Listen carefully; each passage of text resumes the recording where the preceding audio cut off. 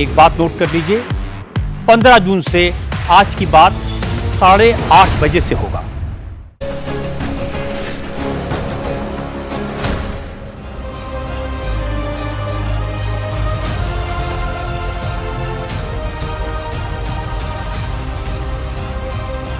नमस्कार, आप देख रहे हैं इंडिया टीवी में हूं बिनास त्यागी और आज की बड़ी खबर में बात उस बड़े सवाल की जो इस वक्त पूरे देश में और सत्ता के गलियारों में गूंज रहा है। तोड़फोड़ की राजनीति और गणित के जोड़तोड़ की चर्चा हर तरफ हो रही है। तोड़फोड़ का आंकड़ा 20 से 21 की बात कर रहा है और जोड़ का आंकड़ा 360 छूने के लिए ललायत है। इस 360 के अंक में ऐसा क्या है? मोदी तीसरी बार सत्ता में है, देश के 22 से ज्यादा राज्यों में एनडीए की सरकारें हैं। ऐसे में सवाल यह है कि विपक्षी दलों में अचानक से भाई ऐसा क्या हो गया है कि बगावत हो रही है, टूट फूट हो रही है और हर कोई जाके कहां बैठता है? बीजेपी के मंत्रियों से मुलाकात होती है या टूट फूट के पीछे एनडीए के नेताओं से मुलाकात की खबरें आती हैं? क्या नेताओं को लगने लगा है कि सत्ता का रास्ता विरोध की राजनीति से नहीं बल्कि सत्ता के साथ चलने से ही निकलने वाला है? या फिर तस्वीर इससे कहीं बड़ी है, यानी कि पिक्चर कुछ और है? आखिर हर बागी की मंजिल एनडीए ही क्यों बनती है? क्यों नाराजगी का समाधान बीजेपी के साथ बैठकों में ही नजर आता है? बीजेपी भी सबको गले लगा रही है, बड़प्पन दिखा रही है। अब ऐसी क्या जरूरत आन पड़ी है, बरस सोच के देखिएगा। जिन नेताओं को कभी बीजेपी ने भ्रष्टाचार का चेहरा बताया, जिनके खिलाफ चुनाव लड़ा जोर शोर से, जिन पर तीखे हमले किए, और भाई ये नेता भी कम नहीं थे। इन नेताओं ने भी भर भर कर मौजूदा केंद्र सरकार को कोसा, पीएम से लेकर सरकार के हर मंत्री तक जमकर गाली दी। खूब अचानक से इन नेताओं का हृदय परिवर्तन हो गया है, निष्ठाएं बदल रहे हैं। क्या इसमें राज्यसभा का और लोकसभा के भीतर के सदन के भीतर का जो नंबर गेम है ना, दरअसल उसका गणित चल रहा है? क्या किसी बड़े कानून की तैयारी हो रही है जिसमें संविधान का संशोधन चाहिए, मसलन 1 नेशन 1 इलेक्शन, महिला आरक्षण या परिसीमन? आज की इस चर्चा में हम इसी जोड़ तोड़ का एक एक जोड़ जो है वो आपके सामने खोलकर रखेंगे। नेता हमारे साथ होंगे, खास मेहमान होंगे जिनसे हम आपका तारुफ कराएंगे, जो बताएंगे भाई पर्दे के पीछे का खेल क्या है। राजनीतिक विश्लेषक भी होंगे, वरिष्ठ पत्रकार भी होंगे और पार्टी के नुमाइंदे भी होंगे। आप उनका स्वागत कीजिएगा। लेकिन उससे पहले टीएमसी के बाद अब शिवसेना यूबीटी में टूट की अटकलें चल निकली हैं। इस बीच शिवसेना यूबीटी के सांसद ने डिलिमिटेशन को लेकर एक बड़ा बयान दे दिया। इंडिया टीवी के साथ एक्सक्लूसिव बातचीत में उन्होंने कहा कि हमें डिलिमिटेशन से कोई दिक्कत नहीं है भाई। क्या डिलिमिटेशन को लेकर अप्रोच किया गया है? क्या डिलिमिटेशन को लेकर अप्रोच किया गया है? डिलिमिटेशन के लिए तो पहले भी हमने कहा था ना, वो महिला आरक्षण बिल ही नहीं था ना। अभी तो इतना तो समझ में आ गया। डिलिमिटेशन के लिए बात करेंगे, उसमें क्या है, कौन मना करता? पहली बात ऐसे कि जो झूठ बोला महिला आरक्षण बिल, उसी दिन शाम को पुराना बिल पास किया, उसके अमल की ऑर्डर निकाली है। देखा है आपने, जीआर निकला था। जिस दिन यहाँ चर्चा थी ना, उसी दिन शाम को जो महिला आरक्षण का बिल पारित हुआ था, उसके अमल की सूचना उसी दिन शाम। और अगर डिलिमिटेशन बिल आता है तो क्या स्टैंड करेंगे ना, उसमें कोई दिक्कत नहीं है ना। उसमें आरक्षण के लिए कौन दिक्कत है? तभी तो बोल रहे थे हम लोग। मैं डिलिमिटेशन पूछ रहा हूँ, डिलिमिटेशन से बाद में आरक्षण में आ जाएगा ना। कोई दिक्कत नहीं हमें। हमें क्या दिक्कत है? क्या दिक्कत है हमें क्या दिक्कत है?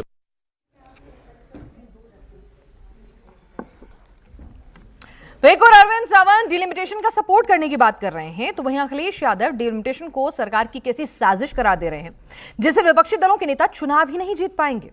क्या कुछ उन्होंने कहा, उनकी चिंताएं क्या हैं, जरा वो भी सुन लीजिए।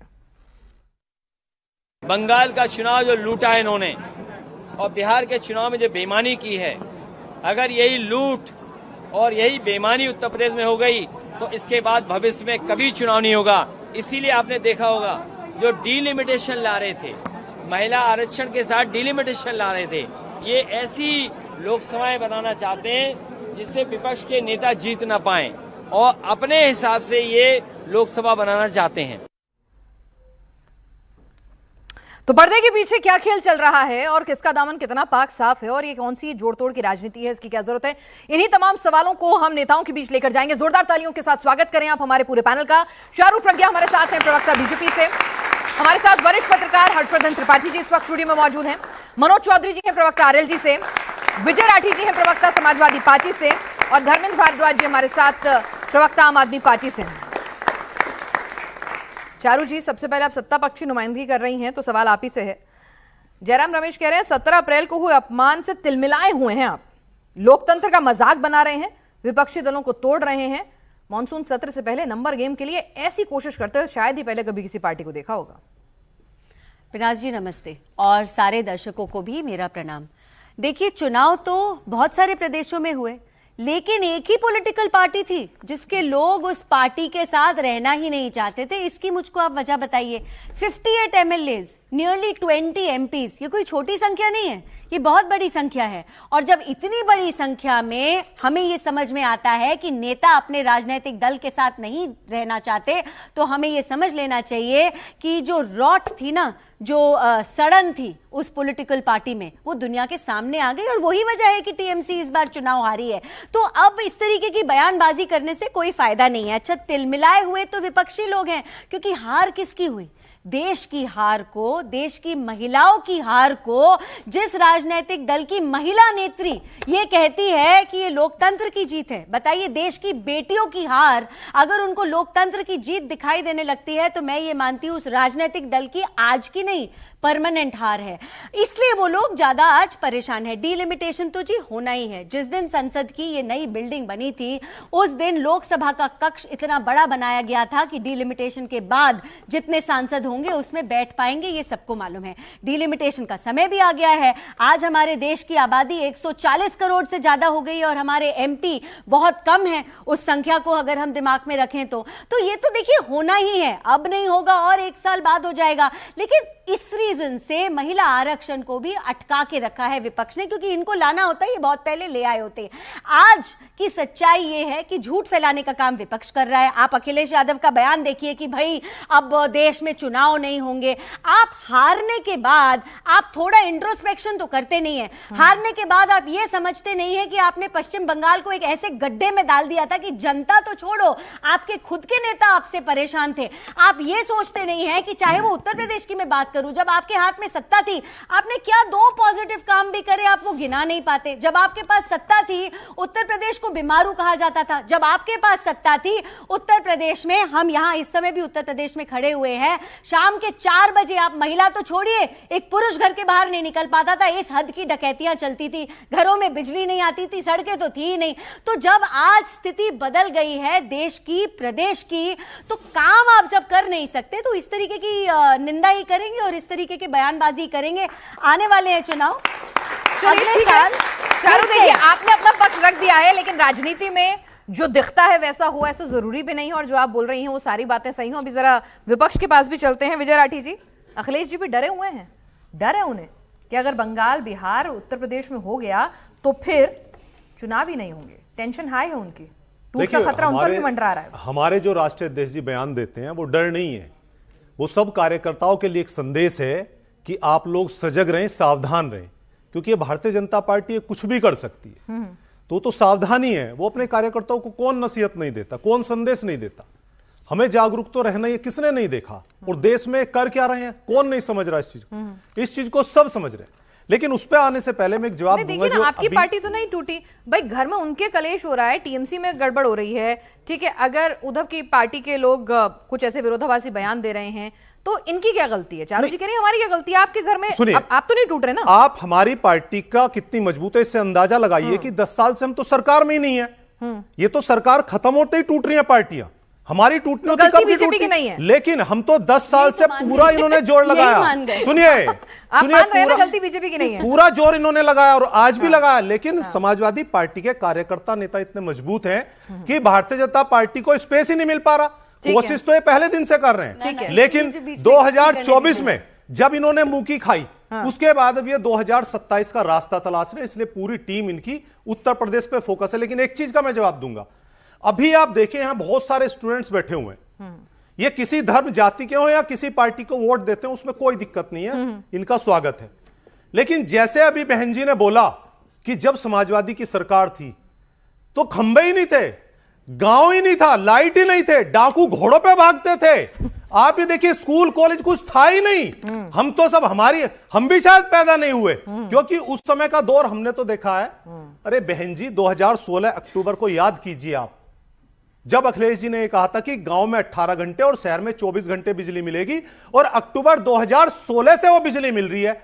आप एक प्लांट का नाम बताइए ना, एक यूनिवर्सिटी का नाम बता दीजिए। और देखिए, लास्ट में मारो, लास्ट बार 2 सेकंड बहन जी से एक सवाल मेरी तरफ से, लखनऊ जाती है, पूछे कौन सी सड़क से लखनऊ जाती है? ठीक है, नहीं बता पाएंगी। पर वो सड़क क्योंकि आपको सत्ता के वो रास्ते तक क्यों नहीं ले जा पा रही है? सरकार का बनाया एक्सप्रेसवे नहीं बता दीजिए ना मुझे भी, वो सड़क आपको सत्ता के रास्ते पर क्यों नहीं लेके जा रही है? इन्होंने दो काम। अरे भाई इन्होंने नकारा है, बेकार है, इन्होंने कोई काम नहीं किया और एक्सप्रेसवे भी आप ही का इस्तेमाल कर रहे हैं, तो आप भी उस एक्सप्रेसवे का इस्तेमाल करते हुए लखनऊ की कुर्सी बैठ जाइए। किसने रोका है? अच्छा एक बार बताइए, 2027 तो आने दीजिए। अच्छा आने दें। अभी लास्ट चुनाव कौन सा था? हमने लास्ट चुनाव फेस किया 2024 का। लास्ट रिजल्ट हमारा कैसा था आप बताइए, और बीजेपी का कैसा था? ठीक है, तो आप हमारा आकलन देखिए ना। वो तो अभी 27 में जा रहे हैं। एक और चीज है, देखिए हम ओवर कॉन्फिडेंस में नहीं आते। ठीक है, अगर वो इस चीज को बोल रहे हैं कि सावधान रहना, तो इसका मतलब हमें सावधान रहना है, क्योंकि मुझे लगता है हिटलर और मुसोलिनी नहीं पढ़ा। अगर पढ़ा होता तो समझ जाता कि प्रधानमंत्री जो गृह मंत्री जी और भारतीय जनता पार्टी उसी रास्ते पे चल रही है। ठीक है, और बात करते हैं लोकतंत्र की, कौन सा लोकतंत्र है? जो नेता देखिए हर व्यक्ति का एक और बड़ी बात मेरे टॉपिक से मिलती हुई गई, वो धर्मेंद्र जी के पास में ले जाऊंगी, आपके पास आऊंगी, चारों सबको एक बार इंक्लूड कर लें। भूल जाऊंगी, फिर ये नहीं, आप लिख लीजिए, भूलिए मत, लिख लीजिए। लिख तो लिया मैंने। आपके सामने ये जनता का दर्द भी ऐसे भूल जाते हैं। नोटबंदी जीएसटी की बात ही नहीं करते, ये कह रही है भूल जाएंगे। बताइए कौन सी पार्टी और नेता आज 2 सेकंड में बात बोलनी है भूल गई। देश के साथ अच्छा मजाक चल रहा है, उत्तर प्रदेश के लिए बहुत देश के साथ अच्छा मजाक चल रहा है। अभी का 2 करोड़ नौकरी हम भूल गए, स्मार्ट सिटी। अरे राठी साहब आज की डिबेट जरा देख लीजिए, और प्रज्ञा जी आप भी देख लीजिए। आज 360 आज बड़े पर्सपेक्टिव में डिबेट है। उत्तर प्रदेश में जब बात करेंगे काम पे बात आएगी ना, दो काम बोले नहीं, इनको भी मना करूंगी, काम की बात ना करें। ठीक है, अभी जरा नंबर की बात कर लेते हैं, राजनीति की बात कर लेते हैं। धनेंद्र जी जरा आप मुझे बता दीजिए कि भाई अभी इन्होंने भी कहा, राठी जी ने 10 साल से सत्ता से बाहर है, खूब तोड़ने की कोशिश हुई, इनको भी पूरा मिशन लगाया गया, ये तो नहीं टूटे, इनका घर ठीक ठाक था, आप लोगों में कमी थी इसलिए टूट गए। बीजेपी की क्या गलती है? देखिए पिनाक जी, पूरा देश जानता है कि जिस तरीके से सेंट्रल एजेंसीज का मिसयूज हो रहा है, ED, CBI, income tax, police, ये तमाम एजेंसीज लगा के मोदी जी लगातार विपक्ष के नेताओं को तोड़ रहे हैं। और अभी आपने अपनी डिबेट में कहा कि जो भी लोगों के ऊपर कार्रवाई होती है वो सब भारतीय जनता पार्टी में जाते, किसी और दल में नहीं जाते, क्योंकि भारतीय जनता पार्टी की तरफ से दबाव डाला जाता है कि या तो भारतीय जनता पार्टी में शामिल हो जाओ, नहीं तो जेल जाने की तैयारी रखो। ईडी सीबीआई, पहले आपने देखा दिल्ली में ईडी सीबीआई, जब दिल्ली का चुनाव था ये ईडी सीबीआई लग गई सारे आम आदमी पार्टी के नेताओं के पीछे। जैसे ही ये तो समाजवादी पार्टी पे रूल काम क्यों नहीं कर रहा? देखिए पिनाक जी, प्रॉब्लम क्या है, मैंने आपको पहले भी कहा था कि जितने धीरे से भारतीय जनता पार्टी के प्रवक्ता को सुनते हो ना, देखो एंकर भी जो है ना एक न्यूट्रल एम्पायर की तरह। चलिए आगे तो बोलिए। मैं ये कह रहा हूं कि आपने देखा दिल्ली में जब हमारी सरकार थी, यही ईडी सीबीआई पुलिस ने आके हमारी सरकार को हथिया लिया, सब लोगों को जेल भेज के, सब लोगों को डरा के सरकार लेके चले गए। सेम एक्सपेरिमेंट इन्होंने बंगाल में करा, बंगाल में भी ईडी सीबीआई की वजह से, इनकम टैक्स की वजह से सरकार बन गई। और पंजाब में भी इन्होंने यही करा, जो हमारे 7 सांसद तोड़े उनके ऊपर भी यही दबाव था, राघव चड्ढा के ऊपर यह दबाव था, स्वाति मालीवाल के ऊपर दबाव था। अब हो क्या रहा है कि देखिए, आपने कहा लोकतंत्र है, लोकतंत्र तो रहेगा, लोकतंत्र तो चाइना में भी है, लेकिन इस लोकतंत्र में भारतीय जनता पार्टी ने एक नई चीज ऐड कर दी कि भारतीय जनता पार्टी जिसे कहेगी, जिसे चुनेगी, वही वोट डालेगा और कैंडिडेट भी भारतीय जनता पार्टी तय करेगी। यह लोकतंत्र की परिभाषा इन्होंने चेंज करी है। ये रोज रात को लोकतंत्र को मार के सोते हैं। अभी आपने कहा कि सांसद क्यों तोड़े जा रहे हैं, मैंने जो कहा, आपने जो कहा मैंने पूरा तसल्ली से सुना, क्योंकि आप तो नहीं तो मुझे ही ब्लेम कर दोगे। नहीं, तो इसीलिए मैं कह रही हूँ, राठी साहब ने कहा, मैंने नहीं कहा, राठी साहब ने कहा, मेरी याददाश्त ठीक है। अभी 5 मिनट पहले जो राठी साहब ने कहा, उसी को आप रिवर्स कर लीजिए। राठी साहब ने जो कहा, मैंने नहीं कहा, राठी साहब ने कहा भाई उनकी भी पार्टी को तोड़ने की कोशिश हुई, उनके लोग तो नहीं टूटे, 10 साल से सत्ता से बाहर, आपके क्यों टूट गए? आपके वाले क्यों डर गए? उनके तो नहीं डरे। ये सारा तोड़ फोड़ का एक्सपेरिमेंट क्यों हो रहा है कि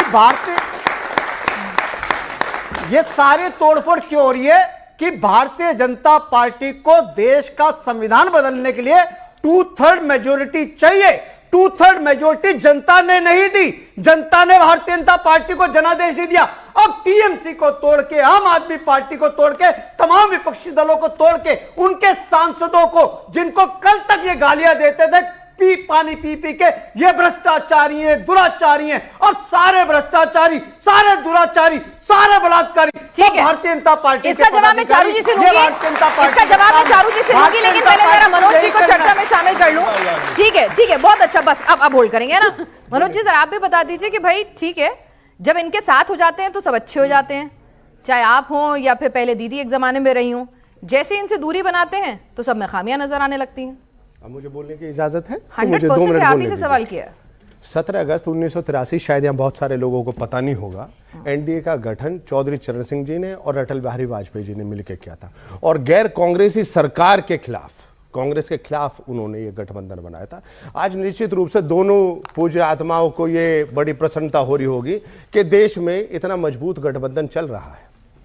निश्चित रूप से जब देश नेशन फर्स्ट आ जाए तो इस तरह की जो भी लोग, अब इससे पहले जब मुखर्जी के बारे में मुझे बोलने दीजिए ना, बोलिए। उससे पहले जो अभिषेक बैनर्जी के बारे में जब पिछली डिबेट हुई थी, मैं आपको एक चीज बोल के गया था मनोज जी कि ये तो जनता भी जमीन पे कर रही है, अगले वाली कुछ दिन में देखेगा बहुत व्यापक बदलाव होगा। वहां के सांसद, उनके लोग, उनके विधायक जिनको कमरे में बंद करके पीटा जाता था और जलील किया जाता था, जिनकी सांसें दबाई जाती थी, जिनकी आवाज दबाई जाती थी, और जब देश हित में उन्हें बोलने का अधिकार नहीं था, तो निश्चित रूप से जब उन्हें मौका मिला तो उन्होंने अपनी अंतर्राष्ट्रीय 4 मई को आजाद हो गए और आज वो एनडीए के साथ में आने के लिए तैयार। और निश्चित रूप से सबका स्वागत है जो देश के बलिदान में अपना बलिदान देना चाहे, निश्चित रूप से क्यों नहीं सहयोग लेंगे। ये जो सांसद जो है यदि वो देश हित में अपना सहयोग देना चाहेंगे तो स्वागत है, एनडीए में सबका स्वागत है, क्यों नहीं स्वागत करेंगे हम। क्यों देश हित में सब एक साथ में नहीं आते, क्या दिक्कत क्या है इसमें। क्या हम लोग बंदरबाट करने के लिए न दे दे, बंदर देश लूटने का मौका दे दे। अभी मेरे साथी समाजवादी के बहुत उछल के बात ये कह रहे थे, माननीय अखिलेश यादव जी, जब उत्तर प्रदेश में इनके 37 सांसद आते हैं तो चुनाव आयोग एकदम निष्पक्ष हो जाता है, और जैसे इनकी सरकार चली जाती है, साहब ये बंगाल में लूट लिया, साहब इन्होंने वहां लूट लिया, वहां लूट लिया, तब क्या होता है। अब 2027 में फिर पैदल इन्हें मौका नहीं दे रही है जनता, फिर ये कहेंगे जी लूट गए हम तो, हाय अल्लाह हम क्यों ना हुए, हाय अल्लाह हम क्यों ना हुए, तब क्या कहें, फिर इनका यही रोना होगा। अब इनको जनता इनको समझ चुकी है, इनका अब कुछ होने वाला नहीं है। और ये तर्क अभी मेरे आम आदमी के साथी भी कह रहे थे, ईडी सीबीआई आपके घर में जाके तो 2 बोतलें रखनी आई थी, आपको एक गंगा जल तो निकाल के लाने रहे थे, शराब के उसमें गए थे, उसमें तो शर्म करो, और कोई भी आप अपने काम तो गिनवाओ।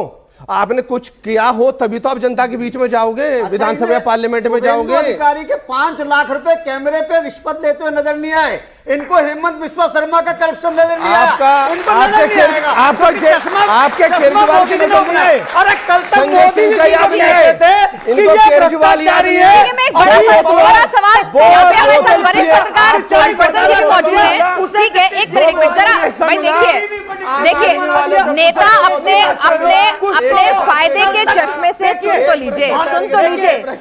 तो लीजिए, नेता अपने फायदे के चश्मे से सब कुछ देखता है। एक कह रहा है, अरे धनेंद्र जी, आपने अपने टर्न पे बोला, मैंने बोलने दिया, एक सेकंड, ये नहीं, धनेंद्र जी सुनिए अब आप मेरी बात, जब आपका मौका था आपको बोलने दिया, अब आप चुप रहिए, दूसरे आदमी को भी बोलने दीजिए, तो काउंटर करने के लिए सेकंड राउंड होगा ना, काउंटर करने के लिए सेकंड राउंड होगा ना, ये क्या तरीका है, सेकंड राउंड होगा ना, सबर रखिए, ये तरीका नहीं है, मेरे साथ ये तरीका नहीं है धनेंद्र जी, आप हर बार ऐसे ही करते हैं, दिस इज नॉट डन, हाँ ठीक है, मेरी डिबेट जैसे भी आप खड़े रहिए और आपके टर्न आए तो बोलिएगा, आपको टर्न दिया ना मैंने, अब जब सेकंड राउंड आएगा आप जवाब दीजिएगा, आप चुप रहिए, बीच में किसी के मत बोलिए। हर्षवर्धन जी, नेता अपने चश्मे से सब कुछ देख रहे हैं और हमारे यहाँ ऑडियंस को दिखाने की पूरी भरपूर कोशिश कर रहे हैं। क्या वाकई में बीजेपी इतनी पाक साफ है कि वो कह सकती है कि भाई क्या हो गया, सारे नाराज अगर हमारे घर आते हैं, हम बड़े दिल वाले हैं, स्वागत कर लेते हैं। मतलब इतना सिंपल है क्या कहानी? ये 360 नंबर की टारगेट नहीं है क्या, ये मिशन 360 नहीं है क्या ये? नहीं पिनाकी जी, सबसे पहले तो ये कि राजनीति इतनी सिंपल होती भी नहीं है और होनी भी नहीं चाहिए।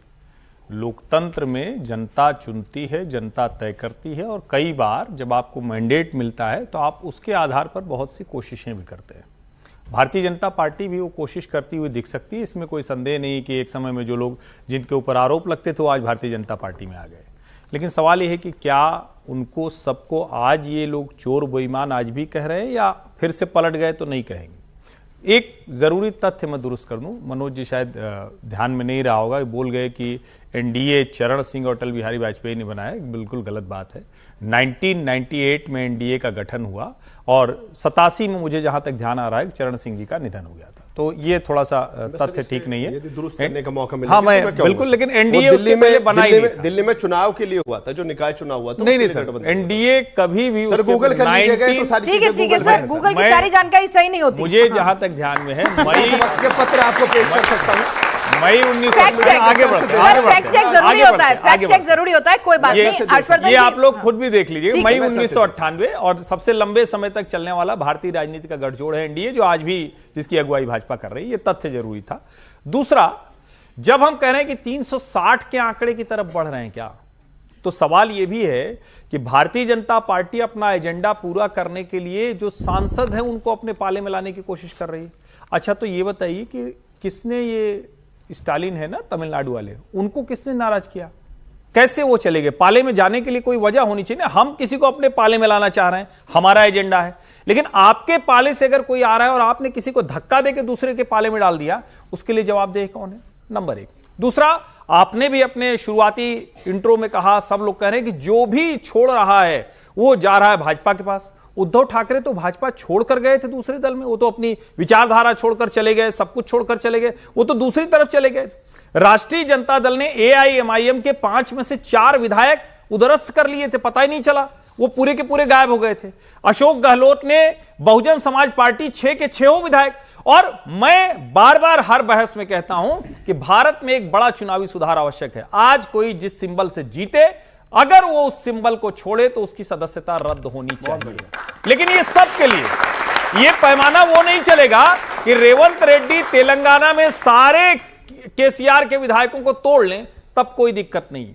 ये नहीं चलेगा कि अशोक गहलोत वहां पर बसपा पूरी की पूरी खा जाएं, तब कोई दिक्कत नहीं। आम आदमी पार्टी और कांग्रेस में एक दूसरे से जाते रहे, तब कोई दिक्कत नहीं। और कांग्रेस की तो महिला मोर्चा के अध्यक्ष अभी तो आम आदमी पार्टी से कहां भाजपा में गई। उदाहरण दोनों तरफ है, लेकिन अभी जो हो रहा है इसको समझिए। कोई इसको एक तरह से कहें, हर कोई इसको मिसरीड कर रहा है, गलत तरीके से पढ़ रहा है। बंगाल में जो अत्याचार, अनर्थ, पाप हुआ है, उससे बचने के लिए लोग जा रहे हैं। इसको आप समझिए, इसको आप दूसरे राज्यों से मत जोड़िए। उत्तर प्रदेश में पूर्ण बहुमत की 2007 की सरकार, पूर्ण बहुमत की 2012 की सरकार, पूर्ण बहुमत की 17 और 22 की सरकार, क्या दूसरे कार्यकर्ताओं को इस तरह से कभी आपने मारपीट करते? कोई भी हो, बसपा, सपा, ठीक है, कह सकते हैं कि समाजवादी पार्टी के हल्ला बोल या दूसरे से उदाहरण आ सकते हैं, मायावती के वीवीआईपी गेस्ट हाउस कांड, लेकिन उसके अलावा नॉर्मली आप नहीं देखेंगे कि कोई एक पार्टी सत्ता में आई और दूसरे के ऊपर ऐसे हमला करे।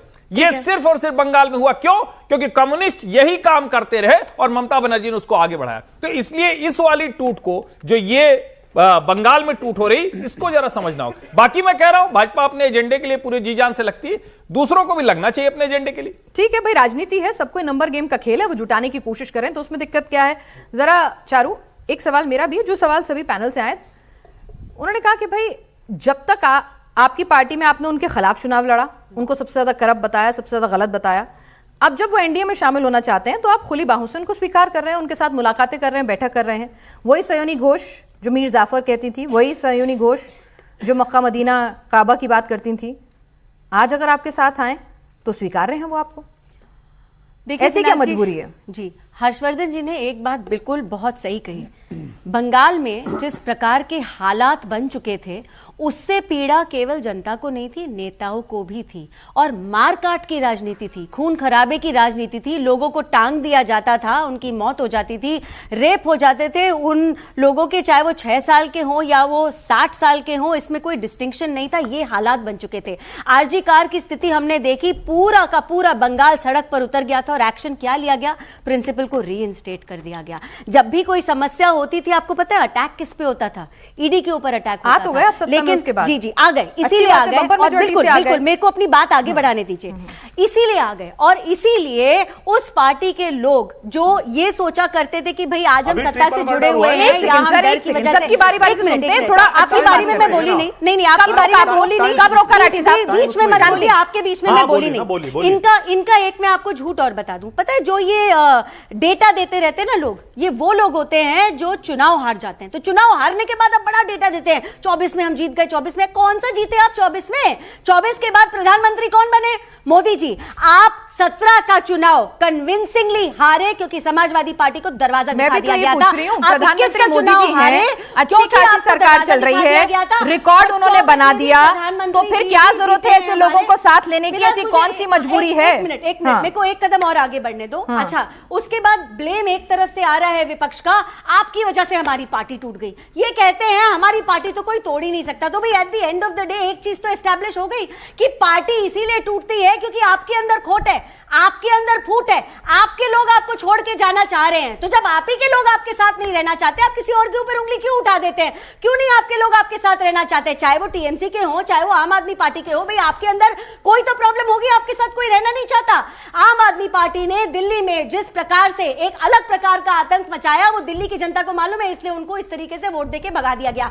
टीएमसी में भी जिस प्रकार का आतंक मचाया उस पार्टी ने, उनको भी वोट देके जनता ने दरवाजा दिखा दिया। समाजवादी पार्टी एक साथ है, मैंने माना, लेकिन एक साथ होने के बावजूद 14 में प्रधानमंत्री भाजपा के थे, 17 में मुख्यमंत्री भाजपा के थे, 19 में प्रधानमंत्री भाजपा के थे, 21 में मुख्यमंत्री आप लोगों ने अभी परसों ही आपने कंक्लूड किया, आपको बधाई की संदेशों का तांता लगा, आपने रिकॉर्ड तोड़ा, अच्छी बात है, सबको पता है क्या है।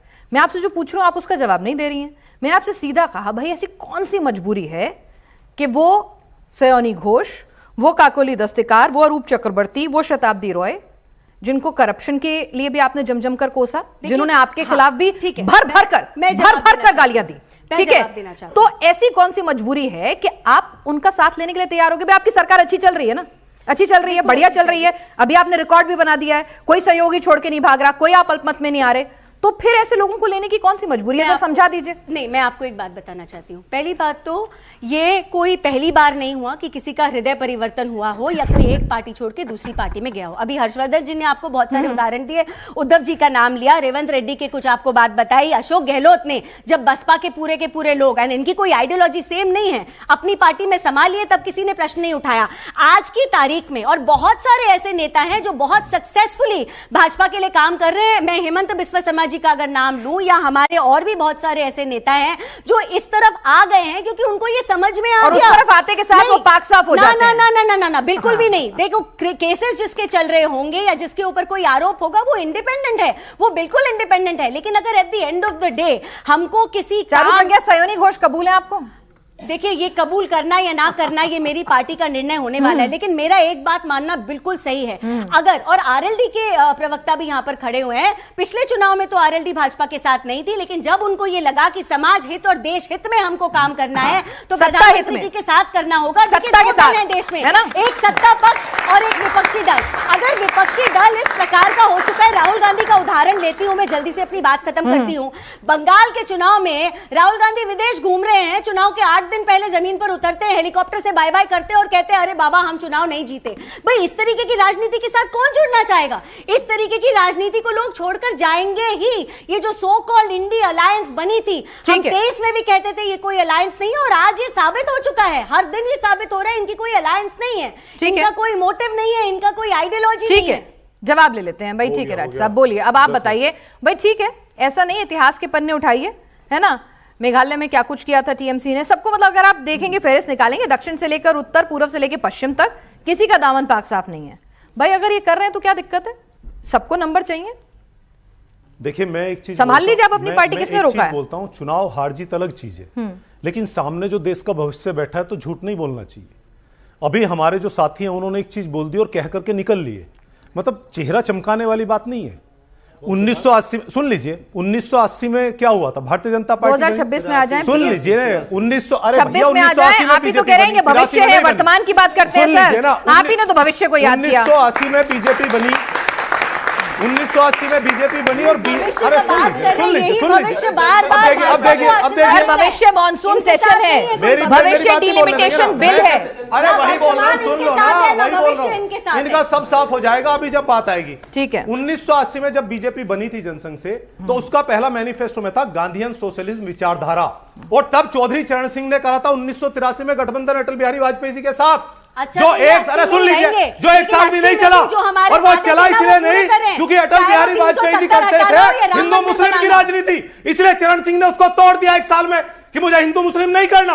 ये सच्चाई यहां नहीं बताएंगे, और इन्होंने जैसे मजाक उड़ाया कि अल्लाह अल्लाह, अगर चौधरी चरण सिंह सुन रहे होते तो इनका कान पकड़ के बाहर निकाल देते, क्योंकि वो हिंदू मुस्लिम एकता में यकीन करते थे।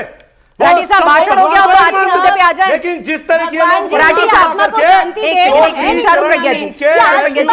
एक सेकंड राठी साहब, मैं आपके फायदे की बात कर रही हूँ, जरा सुनेंगे अगर ध्यान से तो फायदे की बात है। मैं सीधा कह रही हूँ, वर्तमान में आइए 2026 मॉनसून सेशन, आपने जैसे सबको बोलने दिया, पर आप इतिहास में वो इस मुद्दे की बात कर रही थी ना, आप इस मुद्दे की कीजिए, मैं आपको पूरे 10 मिनट बोलने दूंगी। आपने कभी नहीं टोका। नहीं, आप 80 में मत जाइए, आप 26 की बात कीजिए। अच्छा, इन्होंने 80 की बोल दी, 83 की तो उसकी गलती फैक्ट चेक कर दिया ना सर? नहीं तो हम तो बोल देना। चलो अच्छा बोलो, मतलब आप टॉपिक पे नहीं बोलोगे, जनता सब सुनेगी, मैं तो मौका दे रही थी। इन्होंने जो गठबंधन बताया वो गांधी जी की विचारधारा पे था। इन्होंने ये नहीं बताया कि वो टूट क्यों गया।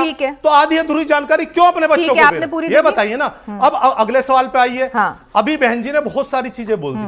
मैं कह रहा हूं, जहां से हमारे पूर्व केंद्रीय राज्य मंत्री भारतीय जनता पार्टी के सतपाल जी मंत्री थे, वहां भी 4 दिन पहले ट्रिपल मर्डर हुआ, भरे बाजार में गोलियां चल रही हैं, पहले 2 व्यापारी मारे, फिर मार दिया। आज का टॉपिक ये रामराज है क्या? थोड़ा सा पीछे हमारा घुमा दिया इन्होंने। थोड़ा सा पीछे मुड़ जाइए, थोड़ा सा बड़ा लिखा है, बड़ा लिखा है, हो गया, बड़ा लिखा है, ये इनका रामराज बता रहा है, बड़ा लिखा है। मैं वही तो पूछ रही हूँ।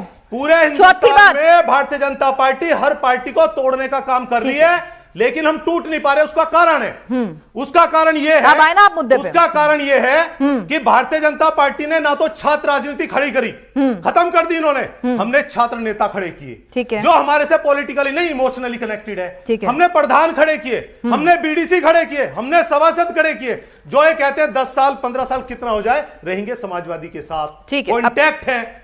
कोशिश रोज करते हैं, ठीक है, लेकिन हो सकता है दूसरे एक छोटा सा सवाल, तो यानी कि आम आदमी पार्टी और टीएमसी अगर ये टूट रहे हैं तो खामी इनके अंदर है, यही कहना चाह रहे हैं?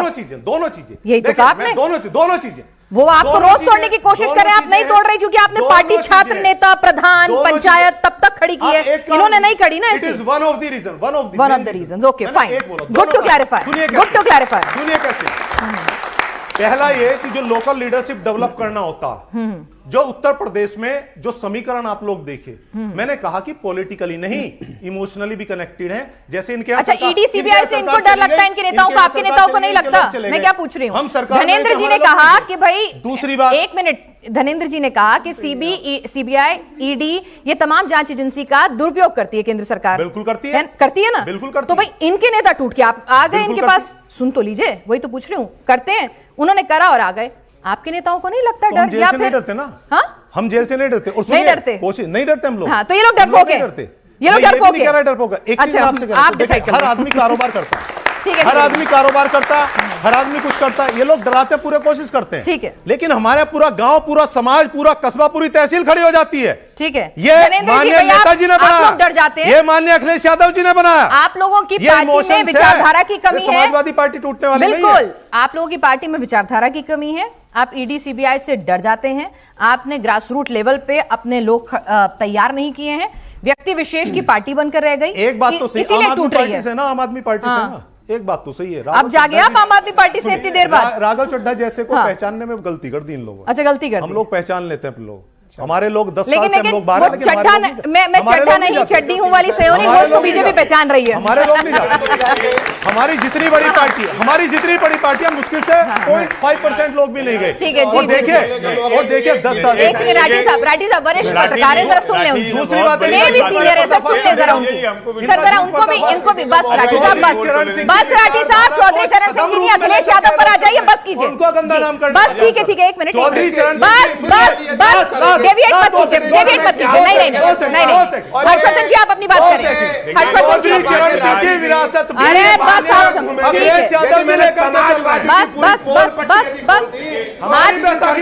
प्रॉब्लम पता है क्या हुई सर? प्रॉब्लम पता है क्या हुई? मैं बताती हूँ, बोलते बोलते आपसे ऐसी बातें निकल गई जैसे आपके सहयोगी जो एनडी गठबंधन के वही फंसते हुए नजर आए, आपको पचा नहीं वो। ठीक है, बोलिए। राठी जी ने अच्छा किया, पीछे ले गए।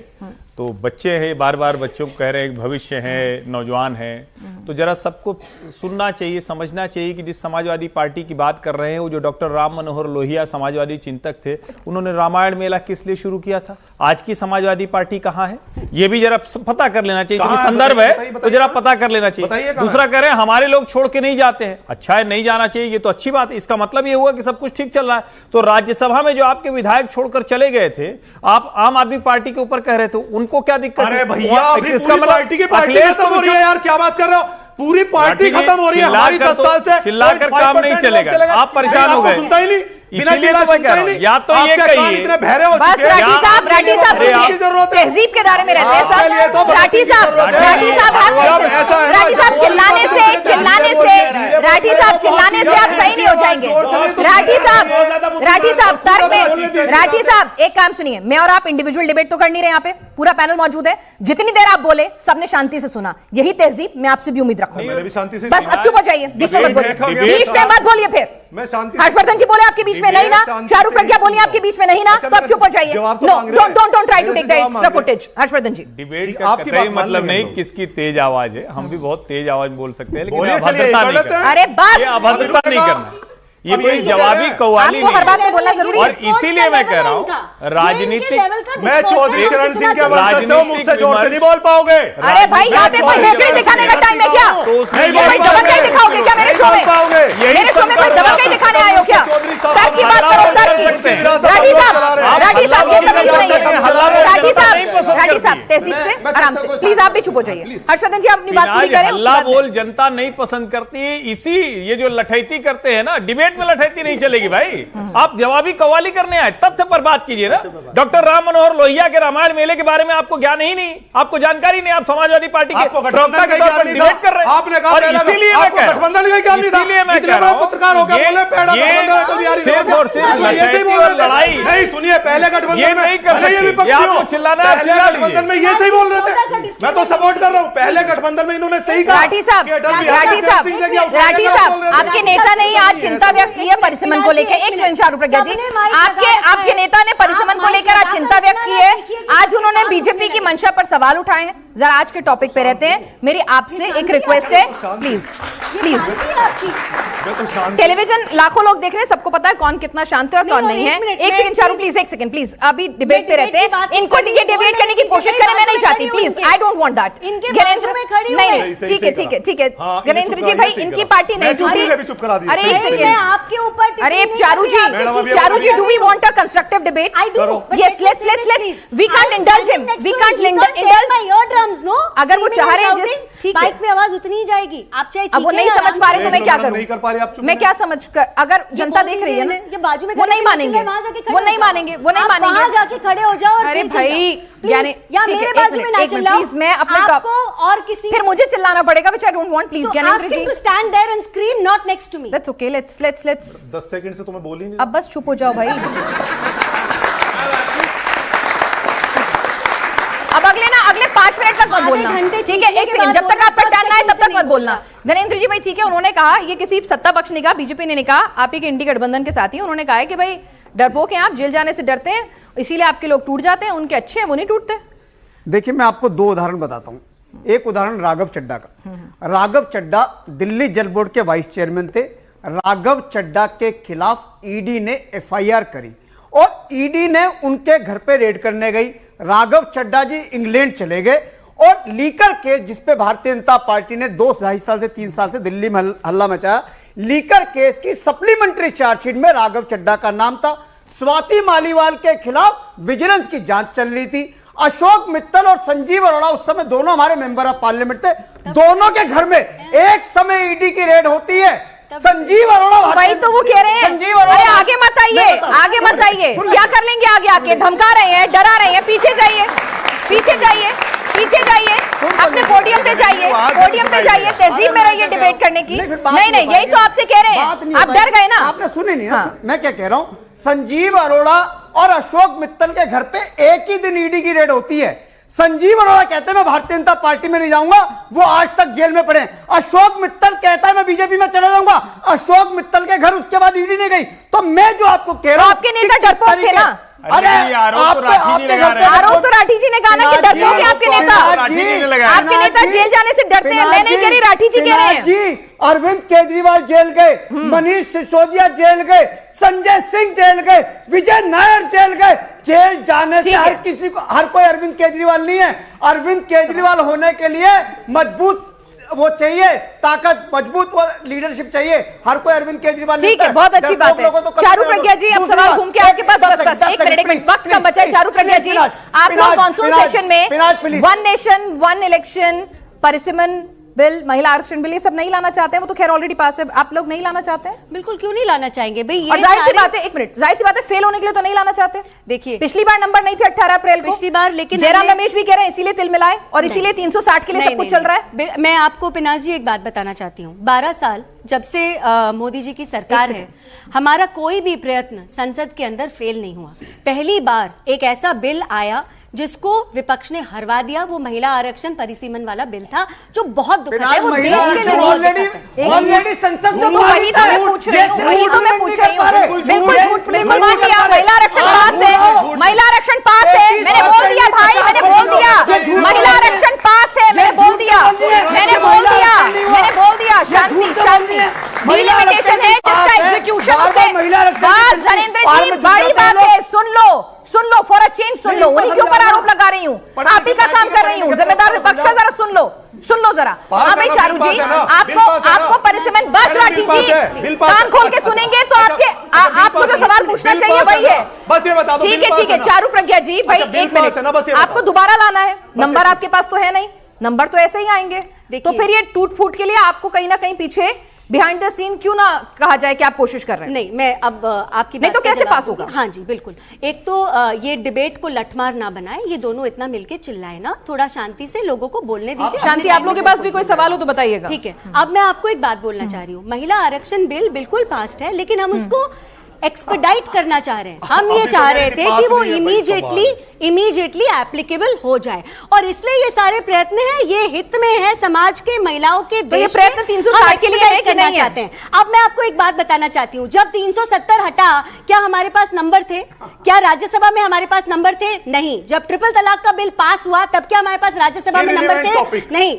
ये प्लीज पिनाज जी, अच्छा, परिसीमन के लिए आपके पास नंबर है? मैं बहुत कम हिंदी परिसीमन के लिए आपके पास नंबर है? अरे देखिए, जब सही कार्य करा जाता है नंबर आ जाते हैं, नंबर आ जाते हैं। 370 हटा ना, इन्होंने बहुत कहा, कोई नहीं हटा सकता, हटा के दिखा दो। इन्होंने बहुत, ये बहुत, आप ही तो कहती हो। अरे भाई एग्जाम्पल दे रही हूँ, मुद्दे पे ले आओ। अरे एग्जाम्पल दे रही हूँ, मुद्दे पे ले आओ। Pinaz ji please, you know last time also I freaked out on your show, बाजू में खड़े होके ईयरड्रम्स फोड़ने का काम है आपके प्रवक्ता। राठी जी शांति शांति शांति, राठी जी शांति, चिल्लाने से कुछ नहीं होगा। This kind of aggression won't lead anything. Please please don't do that, don't do that Rathi ji, don't do that. नहीं, I can not tolerate this. At the end of the day आप कंस्ट्रक्टिव बात करना चाहें करिए, अपने डिबेट का level बढ़ाइए, अपनी आवाज का डेसिबल मत बढ़ाइए, आप तथ्यों पर बात करिए, परिसीमन पर आइए। और अब मैं परिसीमन की आपको बात, चुप बस, नहीं, थैंक यू वेरी मच। देखिए, एक्सरसाइज हमारे सेंसस की शुरू हो चुकी है, हम सबको मालूम है, जो इस एरिया में रहते हैं उनको मालूम है सेंसस की एक्सरसाइज शुरू हो चुकी है। लेकिन जब तक ये खत्म होगा, उसके बाद डिलिमिटेशन होगा, उसके बाद महिलाओं को आरक्षण मिलेगा। अगर इस प्रोसेस को 540 में से परिसीमन पास कराने के लिए कितने चाहिए? 360 है आपके पास? 360 नहीं, लेकिन मैं आपको फिर बता रही हूँ, क्या 370 पास कराने के लिए संख्या थी? नहीं थी, हो गया। इस बार भी मुझे पूरा यकीन है। ठीक है, एक डिबेट में कह रहा हूँ, कल लेके आए पार्लियामेंट में, तमाम विपक्षी दल इनके साथ है, 50% है, 33% नहीं, 50% से आगे बढ़ते हैं, आगे बढ़ते हैं। उनका एजेंडा बहुत बड़ा है, उनका एजेंडा बहुत बड़ा है। आप वहीं तक रोकेंगे? हर्षवर्धन जी क्लोजिंग रिमार्क आपसे, ठीक है, क्लोजिंग रिमार्क आपसे, बस धनेंद्र जी शांति शांति, धनेंद्र जी अरे चिल्लाने से नहीं होगा, मानसून सेशन में जाके बात कीजिएगा, अपने विधायक और सांसदों को संभाल के रखिए। सिर्फ एक जरूरी बात मैं कह दूं, पार्लियामेंट्री डेमोक्रेसी में सत्ताधारी पार्टी के पास नंबर हैं, यही महत्वपूर्ण नहीं होता है। इश्यूज पर क्या आप जो दूसरे दल हैं जो आपके साथ नहीं, उनको आप अपने साथ ला सकते हैं क्या? ये फर्स्ट टाइम नहीं हो रहा है। ये इस वक्त चर्चा भले उस तरह हो रही है क्योंकि पार्टियां बहुत सी टूट रही हैं। पार्लियामेंट्री डेमोक्रेसी का मतलब ही है कि आप डायलॉग करते हैं, उनके साथ सहमति बनाते हैं और बिल सब एक साथ लेकर। जो महिला आरक्षण था, नहीं महिला आरक्षण मैं बता रहा हूं, जो पहले महिला आरक्षण था वो भी सर्वसम्मति से पास हुआ, सिर्फ एआईएमआईएम को छोड़कर। और अभी जो परिसीमन के साथ है वो गिरा, लेकिन अगर सरकार ये चाहेगी कि इसको लागू करना है 2029 के पहले तो उसे लाना पड़ेगा। और अरविंद सावंत ने कहा कि भाई वो बीजेपी में नहीं जा रहे, वो एनडीए में नहीं जा रहे, लेकिन परिसीमन के मुद्दे पर वो साथ है। बिल्कुल, उन्हें सही लगता है। अगर स्टालिन को लगेगा कि राहुल गांधी ने उन्हें धोखा दिया है तो वो इधर इधर आ जाएंगे, इसमें कौन सी बात है? इशू बेस्ड ठीक है भाई, राजनीति है और अगर नंबर गेम है, नंबर चाहिए तो फिर हर कोई अपनी तरफ से कोशिश करता है। लोग अपना घर संभाल के रखें, सत्ता के लिए तमाम लोग ललायत होते हैं, इसमें कोई दो राय नहीं है। जो संभाल के रख सके, राठी जी ने काम संभाल रहे हैं, जो नहीं संभाल पा रहे जिन भी कारणों से, वो सबका हश्र आपके सामने। आप सभी चर्चा में शामिल है, आपका बहुत बहुत शुक्रिया।